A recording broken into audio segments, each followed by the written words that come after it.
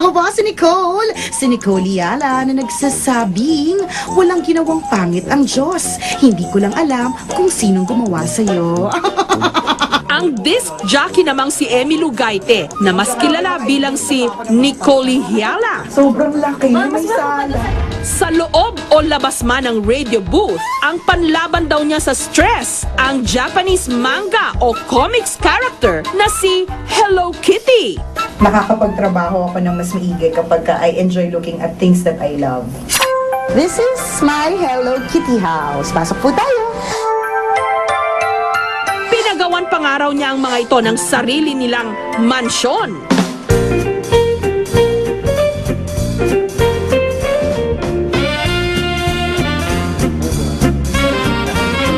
My radio/CD player is Hello Kitty. So here is my Hello Kitty bed sheet. And then my Hello Kitty na stuffed toys when I go to sleep.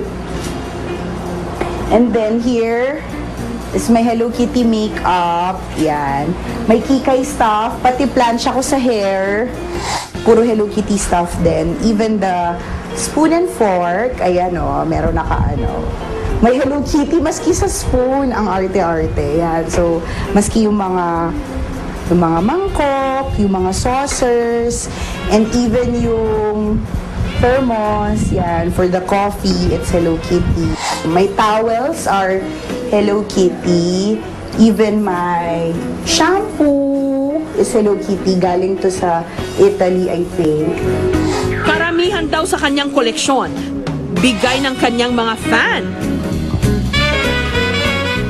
Pati dingding ng kanilang bahay, pinapinturahan pa ni Nicole Hiala ng Hello Kitty design. Since I was a kid, si Hello Kitty, pag nakikita ko siya, natutuwa na kagad ako sa kanya. So, said to myself, pag lumaki ako, tumanda ako, at I can afford already to have a collection. Sabi ko, Hello Kitty yung i-collect ko.